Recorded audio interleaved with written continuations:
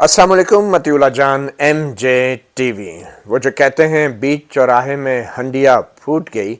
तो एग्जैक्टली यही हुआ है। साबिक वज़ीर आज़म इमरान खान ने कल एक वीडियो कन्वर्सेशन के दौरान एक सवाल के जवाब में कहा कि जब वो हुकूमत में थे बतौर वज़ीर आज़म तो वो ब्लैकमेल हुए अपने इत्तेहादियों के ज़रिए, और तो और बजट या दूसरी कानून साजी के लिए उन्हें खुफिया एजेंसियों की मदद लेना पड़ती थी, जो इत्तेहादियों को और लोगों को फ़ोन कर कर के बुलाते थे कि पार्लियामेंट के इजलास में शरीक हों, बजट मंजूर करवाना है और कानून पास करवाना है। ये एक इंतहाई अफसोसनाक, इनफैक्ट अगर हम कहें कि शर्मनाक एक किस्म का बयान था और एतराफ़ था एक साबिक वज़ीर आज़म की तरफ से, जो ख़ुद को हमेशा से बहुत खुददार सियासतदान के तौर पे आवाम के सामने पेश करता रहा है और कोई मौका हाथ से नहीं जाने दिया कि इस खुददारी की कमी का इल्ज़ाम अपने सियासी मुखालफिन पे लगाता रहा है। और सो मच सो कि अमरीका की साजिश और अमरीका की ग़ुलामी के हवाले से जितनी बातें भी बतौर वज़ीर आज़म इमरान खान अपने सियासी मुखालफिन के ख़िलाफ़ करते रहे हैं, कल के इस एक इंकशाफ और बल्कि एतराफ़ गुनाह के बाद अब ये वाज़ेह हो चुका है कि ख़ुद इमरान खान भी हमेशा से सियासी मसलहत का शिकार रहे हैं और वो कोई मसीहा नहीं हैं जैसा कि उनकी पार्टी और वो ख़ुद अपने आप को आवाम के सामने पेश कर रहे हैं। ये एतराफ़ कि उनको खुफिया एजेंसियों की मदद लेना पड़ती थी पार्लियामेंट में वोटिंग के लिए, बजट मंजूर कराने के लिए और दूसरी कानून साजी के लिए, ये एतराफ़ सिर्फ इमरान खान के लिए बतौर एक वज़ीर आज़म शर्मनाक नहीं बल्कि हमारे पूरे सिस्टम के लिए शर्मनाक है, हमारी पार्लियामेंट के लिए भी शर्मनाक है और इमरान खान के उन सियासी हरीफों के लिए भी शर्मनाक है कि जो कभी कभी ख़ास तौर पे बजट हो या दूसरे कवानीन हो वो इमरान खान का साथ भी देते रहे हैं। तो यकीनन जब इमरान खान ये कहते हैं कि खुफिया एजेंसियों की मदद लेना पड़ी उन्हें बतौर वज़ीर आज़म पार्लियामेंट में कानून साजी के लिए, तो ऐसी कानून साजी भी हुई जिसमें नून लीग और अपोजिशन की जमातों ने भी अपना हिस्सा डाला। तो क्या नून लीग को भी टेलीफोन जाते थे खुफिया एजेंसियों की तरफ से, या जो अब PDM की जो जमातें हैं जो अब हुक्मरान हैं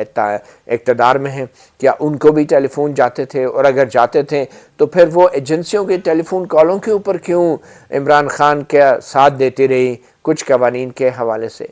तो ये वो सवाल हैं जिनका जवाब इमरान खान को तो बिल्कुल देना है। वो वज़ीर आज़म रहे हैं और वो बड़ी खुददारी का तासुर पैदा करते रहे हैं अपने बारे में, और अब भी कहते रहे हैं कि अमेरिका की ग़ुलामी जो है वो हमें कबूल नहीं। तो फिर ये किसकी ग़ुलामी थी? ये किसके हाथों ब्लैकमेल होते रहे? और ब्लैकमेलिंग से याद आया, जब कोयटा में हज़ारा कम्युनिटी के जो डेड बॉडीज़ थी उनके कई अफराद को शहीद किया गया दहशतगर्दी के हमलों में, तो वो अपनी डेड बॉडीज़ लेके कोयटा में मुंतज़र रहे सर्दियों में, खून जमाती सर्दियों में आधी आधी रात तक वो ताबूत लेके सड़कों पे बैठे रहे कि इमरान खान बतौर वज़ीर आज़म उनके पास आएंगे, उनसे हमदर्दी करेंगे और उनको तहफ़्फ़ुज़ की यकीन दहानी कराएंगे। मगर यही इमरान खान थे जिन्होंने उस वक्त बतौर वज़ीर आज़म ये कहा था कि कोई भी वज़ीर आज़म को ब्लैकमेल नहीं कर सकता। वज़ीर आज़म अगर इस तरह ब्लैकमेल होना शुरू हो गए तो फिर हर कोई जो है इस डेड बॉडीज़ लेके बैठ जाएगा। तो ये उस वक्त तो ब्लैकमेल ना होने का ऐलान किया था वज़ीर आज़म ने उन शहीदों की बॉडीज़ के हवाले से, और आज वो एतराफ़ कर रहे हैं कि वो ब्लैकमेल होते थे अपने इत्तेहादियों से। एग्जैक्टली ये लफ्ज़ इस्तेमाल किया गया है साबिक़ वज़ीर आज़म इमरान खान की तरफ से कि वो ब्लैकमेल होते थे अपने इत्तेहादियों के हाथों। इंतहाई अफसोस का मुकाम है। और आज ही के दिन पंजाब में इलेक्शंस हो रहे हैं और PTI वोटें मांग रही हैं 20 जो सूबाई असम्बली की सीटें हैं उनके लिए, और एक बार फिर जो है PTI और बल्कि मैं ये अगर कहूँ कि तमाम दूसरी जमातें भी सब्ज़ बाग दिखा रहे हैं आवाम को, तो ये गलत ना होगा। मगर ख़ास तौर पे PTI जो है किस मुँह से आवाम को कह रही है कि घरों से बाहर निकलें और उसको वोट डालें, जब वो 3.5 साल से उनका वज़ीर आज़म जो है वो कानून साजी के लिए भी एजेंसियों की मदद लेने का एतराफ़ कर चुका है। तो फिर आवाम के वोट की क्या ज़रूरत है? پھر آپ نے پھر ایجنسیوں کی حکومت کروا لیں آپ۔ اور دوسری بات یہ ہے کہ یہ اتنا سنگین الزام جو اب لگایا گیا ہے عمران خان کی طرف سے، وہ ایک سابق وزیر اعظم رہے ہیں، اور اس الزام کو ہمیں نظر انداز نہیں کرنا چاہیے، اور خاص طور پہ حکومت کو، شہباز شریف کی حکومت کو، اتحادیوں کی حکومت کو تو بالکل نظر انداز نہیں کرنا چاہیے۔ ان کو فوری طور پہ اس سنگین الزام کے اوپر ایک کمیشن بنانا چاہیے تاکہ تمام معاملات ریکارڈ پہ ہیں۔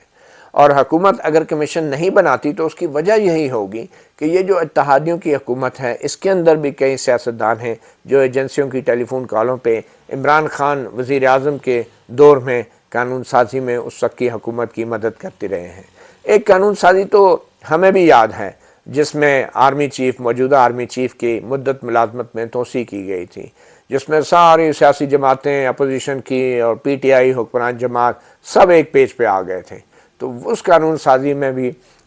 یقیناً عمران خان اب شاید آنے والے وقت میں انکشاف کریں گے کہ کس کس کو کس کس نے فون کیے تھے، کیونکہ خان صاحب بر وقت کوئی بات نہیں کہتے۔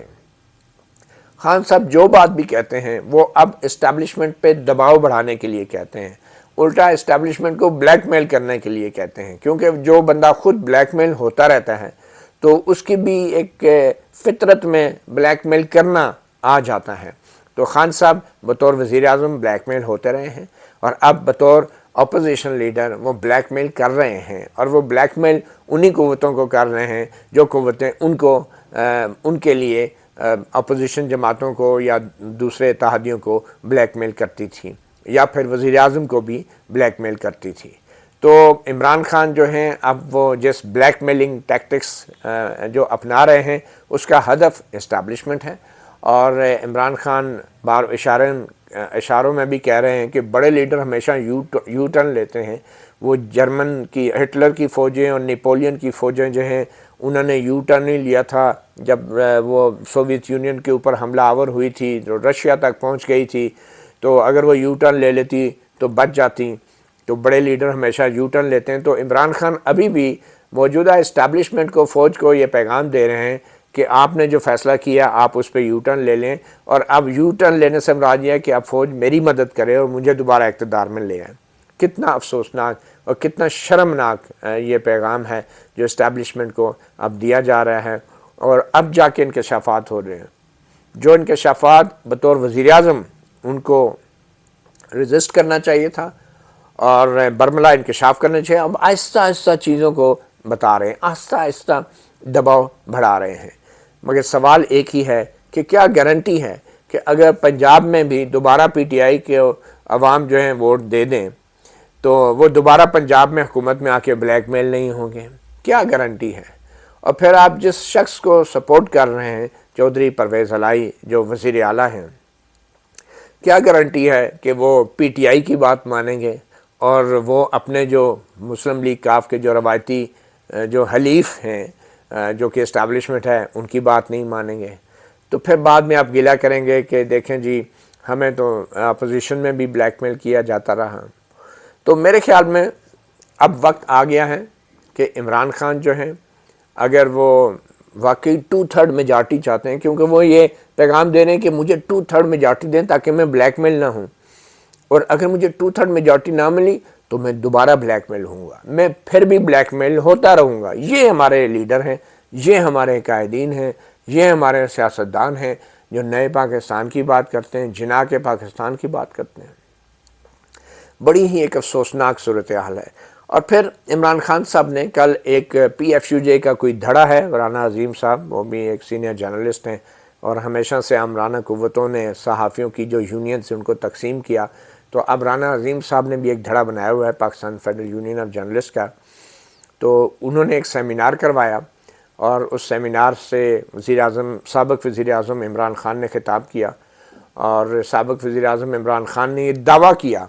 کہ ان کے دور میں تو کبھی صحافیوں کے اوپر کوئی دباؤ نہیں ڈالا گیا، کوئی سینسرشپ نہیں تھی۔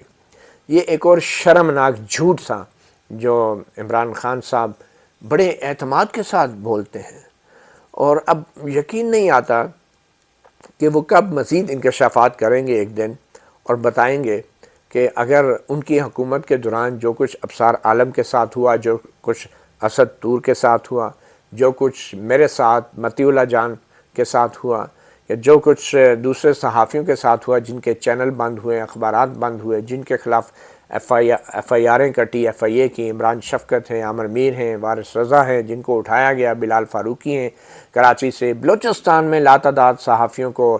جو ہے ان کو ہراساں کیا گیا، ان کی تو بلکہ ہراسمنٹ ہم سب صحافیوں سے بہت پہلے کی جا رہی تھی۔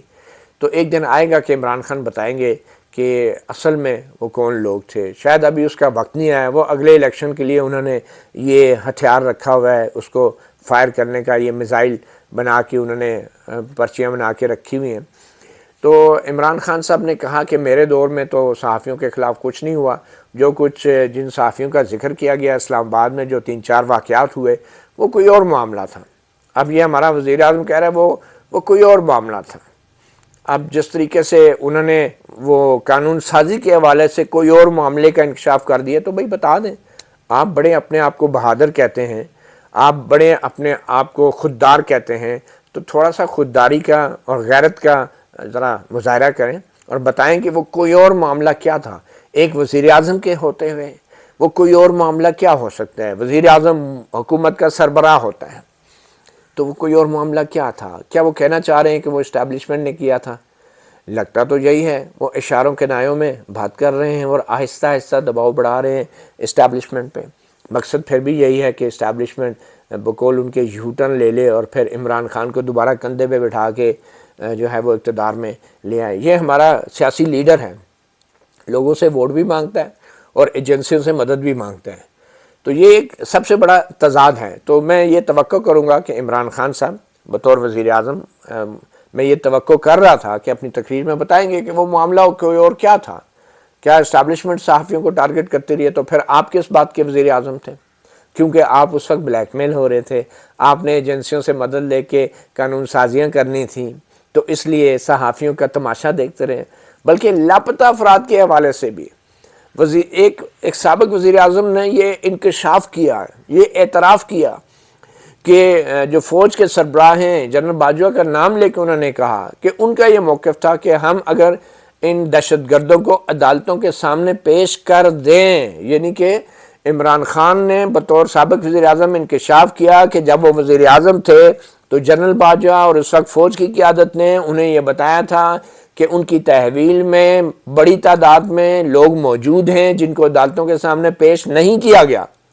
تو یہ عمران خان صاحب نے انکشاف کیا اور یہ بھی کہا کہ انہیں بتایا گیا کہ اگر جب ہم انہیں عدالتوں میں پیش کرتے ہیں تو کیونکہ وہ ایویڈنس نہیں ہوتا تو اس لیے عدالتیں انہیں چھوڑ دیتی ہیں، تو اس لیے ہم ان کے بقول دہشت گردوں کو ہم عدالتوں میں پیش نہیں کرتے۔ اب ایک وزیر اعظم کے سامنے اتنا بڑا انکشاف ایک فوج کا ادارہ کر رہا ہے اور وہ وزیر اعظم کہہ رہے ہیں مجھے بتایا گیا تھا کہ ہم انہیں پیش نہیں کر سکتے، تو پھر میں نے کہا چلو پھر کوئی قانون بنا لیتے۔ شرم کا مقام ہے، شرم آنی چاہیے ایسے شخص کو جو وزیر اعظم رہا اور آج وزارت عظمیٰ کے عہدے سے ہٹنے کے بعد کہہ رہے ہیں کہ مجھے یہ بتایا گیا تھا۔ تو پھر آپ نے کیا ایکشن لیا؟ آپ کے وزیر دفاع نے کیا ایکشن لیا؟ کیوں؟ کیونکہ آپ کو ایجنسیوں کی مدد چاہیے تھی حکومت چلانے کے لیے۔ اتنا ایک شرمناک چہرہ، افسوسناک چہرہ عمران خان کا اس وقت سامنے آیا ہے، جس کو سیاست کی الف بے کا نہیں معلوم، جس کو سویلین بالادستی، جمہوریت اور عوام کے ووٹ کی طاقت اور ووٹ کی عزت کی الف بے نہیں پتہ۔ وہ شخص سمجھتا ہے کہ شاید اقتدار میں آنا ان کا رائٹ ہے، ان کا پیدائشی حق ہے، وہ بڑے ایماندار ہیں، باقی سب کرپٹ ہیں، اور وہ پاکستان کو جو ہے ایک نئی سمت کی طرف لے کر جائیں گے۔ تو انتہائی شرمناک بات ہے۔ لاپتہ افراد کے حوالے سے نہ صرف یہ کہ فوج کے حوالے سے انہوں نے انکشاف کیا کہ لاپتہ بڑی تعداد میں لوگ موجود ہیں، عدالتوں کے سامنے نہیں پیش کیے جا رہے ہیں، مگر زیادہ شرمناک بات یہ ہوگی کہ ابھی بھی ہماری سپریم کورٹ، ہماری عدالتیں جو ہیں اس کا نوٹس نہیں لیں گی۔ وہ جو چیف جسٹس صاحب تھے اور اب بھی ہوتے ہیں، وہ جو سو موٹو کے اوپر بڑے بڑے گھنٹوں کہیں کہ دن سماعتیں ہوتی تھی، کس کا اختیار ہے سو موٹو لینے کا، کس کا اختیار نہیں ہے، تو کیا موجودہ سپریم کورٹ کو ایک سابق وزیر اعظم کے اس بیان کا نوٹس نہیں لینا چاہیے کہ بڑی تعداد میں لوگوں کو عدالتوں کے سامنے پیش نہیں کیا جا رہا؟ اور وجہ یہ بتائی جا رہی ہے کہ ایویڈنس نہیں ہو۔ کیوں نہیں ہوتا ایویڈنس؟ حرام کھا رہے ہیں وہ تمام ادارے جن کا کام ہے ایویڈنس کلیکٹ کرنا، تفتیش کرنا، جرائم پیشہ افراد کے خلاف، دہشت گردوں کو اریسٹ کرنا، ان کے خلاف ثبوت اکٹھے کرنا۔ وہ کیا کر رہے ہیں؟ کس بات کی تنخواہیں لے رہے ہیں؟ اور پھر جو لوگ اس پہ خاموش ہیں، سو موٹو نوٹس نہیں لے رہے، کیا وہ حلال کی کھا رہے ہیں؟ وہ کس بات کا انتظار کر رہے ہیں؟ لیں سو موٹو نوٹس، لیں اس اتنے بڑے انکشاف کے اوپر نوٹس، لاپتہ افراد کے حوالے سے بھی، اور پھر میڈیا کے حوالے سے جو ایک سابق وزیر اعظم کہہ رہا ہے وہ کوئی اور معاملہ تھا۔ کیا معاملہ تھا بھائی؟ ادھر وہ جسٹس قاضی فائزہ سے سو موٹو کا وہ جو سماعت تھی وہ چھین کر اپنے پسند کا ایک بینچ بنا لیا، اور وہ بینچ آج تک ایک دفعہ اس کی 2 دفعہ سماعت ہوئی اور وہ غائب ہو گیا، وہ غائب ہو گیا بینچ۔ اس کے صحافیوں کو ہراساں کیا جاتا ہے، اس کے اوپر سپریم کورٹ کا ایک نیا بینچ بن گیا جسٹس قاضی فائزہ کے بینچ سے وہ کیس لے کے، وہ کدھر ہے وہ بینچ؟ وہ کہاں لاپتہ ہو گیا؟ اب جبکہ سابق وزیر اعظم انکشافات کر رہے ہیں وہ کوئی اور معاملہ تھا، بلائیں وزیر اعظم کو، سابق وزیر اعظم کو، بھائی وہ کیا معاملہ تھا، لیں سو موٹو۔ بہت شوق ہوتا ہے کہ سو موٹو کا اختیار ان کا ہے تو ان کا ہے، تو میرا ہے تو ان کا نہیں ہے۔ صرف چیف جسٹس جو ہے وہ واحد سول آربیٹر ہیں، سول اتھارٹی ہیں سو موٹو لینے کے۔ کدھر گیا وہ سول اتھارٹی؟ کیوں نہیں لے رہے سو موٹو اتنے بڑے انکشافات کے بعد؟ کیوں نہیں صحافیوں کو ہراساں کرنے والے کیس لگ رہے؟ میرا کیس کیوں نہیں لگ رہا؟ 21 جولائی کو 2 سال ہو جائیں گے، دن دہاڑے اغوا ہوا ہے، ویڈیو سامنے آئی، اور ایک معزز جج جسٹس اعجاز اللہ احسن کہتے ہیں مبینہ اغوا، پہلی تاریخ پہ صبح 8 بجے میں پیش ہو رہا ہوں، 6-7 گھنٹے بازیابی کے فوراً بعد بری حالت میں پیش ہوں، اور مجھے وہ معزز جج کہہ رہے ہیں مبینہ اغوا، آرڈر میں لکھوایا، وہ چیف جسٹس گلزار جو اس وقت تھے انہوں نے وہ لکھ دیا ان کو مبینہ اغوا۔ تو کتنا شرم کی بات ہے کہ یہ سارے لوگ بے نقاب ہو رہے ہیں، اور یہ عمران خان اور سابق وزیر اعظم جو ہیں اب چیزیں سمجھ آ رہی ہیں کہ یہ صرف ایک عمران خان نہیں ہے، ہماری عدلیہ میں بھی بہت سارے عمران خان بیٹھے ہیں، ہماری سیاست میں تو عمران خان ہیں، اور افسوس کے ساتھ اب ہماری صحافت میں بھی بڑے بڑے عمران خان ہیں۔ مجھے افسوس ہوا کہ حامد میر جیسا ایک سینئر جرنلسٹ جن کے والد کا ایک بہت بڑا نام ہے، جو وارث ہیں میر کی وراثت کے، وہ عمران خان کو فاطمہ جناح کے ساتھ ملا رہے ہیں کہ پہلے فاطمہ جناح غدار تھی اور آج آپ کو بھی غداری کا سرٹیفکیٹ دیا جا رہا ہے۔ اور حامد میر صاحب سے میں یہ توقع کر رہا تھا کہ ان میں اتنی اخلاقی جرات ہوگی کہ جو پریس کلب کے سامنے جب تقریریں کرتے ہیں تو پھر بڑی ڈٹ کے کرتے ہیں، لیکن عمران خان سامنے بیٹھے ہوئے تو ان سے پوچھ سکتے تھے کہ بھئی آپ وزیر اعظم تھے، آپ بتائیں آج آپ بتائیں گے، کیونکہ پریس فریڈم کے اوپر سیمینار ہے، تو آج آپ بتائیں گے کہ اسد طور کو گھر میں گھس کے کس نے مارا؟ حامد میر صاحب پوچھتے ہیں عمران خان سے، آج آپ بتائیں گے کہ ابصار عالم کو کس نے گولی ماری؟ آپ وزیر اعظم رہے، بتائیں آپ، یا کہیں گے مجھے نہیں پتا فلاں تھا؟ حامد میر صاحب پوچھتے ہیں عمران خان سے، آپ جب بتائیں گے کہ متی اللہ کو کس نے دن داڑے اسلام آباد سے اغوا کیا؟ آپ وزیر اعظم تھے۔ حامد میر صاحب پوچھتے کہ آپ 3.5-4 سال حکومت میں رہے، بتائیں گے احمد نورانی کے بارے میں کیا انویسٹیگیشن رپورٹ ہیں جو آپ کے خفیہ الماریوں میں رکھی ہوئی ہیں؟ حامد میر صاحب پوچھتے کہ میرے ساتھ جو کچھ ہوا وہ کمیشن کی رپورٹ عمران خان نے کیوں نہیں جاری کی؟ عمران خان حکومت نے 4 سال تک کیوں نہیں سرکاری طور پہ جاری کی؟ پوچھتے ہیں حامد میر صاحب، لیکن حامد میر صاحب نے کچھ نہیں پوچھا۔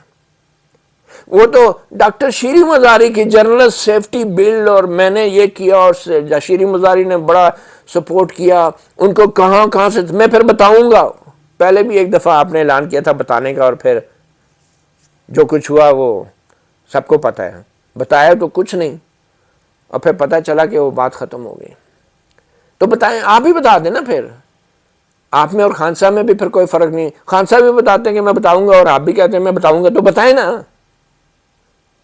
ایک ہی صف میں کھڑے ہو گئے خان صاحب اور میر صاحب۔ تو بہرحال افسوس ہوا کہ حامد میر صاحب نے ایک ایسے سابق وزیر اعظم اور ایک ایسے سیاستدان کی ایک تقریب میں شرکت کی جس کو پریس کا دشمن قرار دیا جاتا رہا، اور صرف ہلکے انداز میں مینشن کر دینا یہ ہوا، تو پوچھتے نا کہ ابصار عالم کے ساتھ جو ہوا، متی اللہ کے ساتھ جو ہوا، اسد طور کے ساتھ جو ہوا، پوچھتے نا ان سے کہ کس نے کیا، بس نام لے کے آپ نے اپنی ڈیوٹی پوری کر دی۔ تو افسوس ہوا حامد میر صاحب نے بھی ایک عمران خان جیسے ایک پریس کے دشمن، پریس فریڈم کے دشمن کی تقریب میں شریک ہو کے ایسی تقریر کی، اور پھر ان کو کریڈٹ دے رہے ہیں کہ جی ڈاکٹر شیری مزاری کو کہاں سے دباؤ آیا، میں پھر وہ بتاؤں گا، تو بتا دیں پھر، یا پھر خان صاحب سے پوچھتے کہ خان صاحب آپ بتائیں، آپ جیسے پرائم منسٹر کے ہوتے ہوئے آپ کے وزیر کو GHQ میں اگر بلا کے ڈاکٹر شیرین مزاری کو کوئی لوگ پریشرائز کر رہے ہیں، تو پھر عمران خان کے وزارت عظمیٰ کس بات کی؟ تو میر صاحب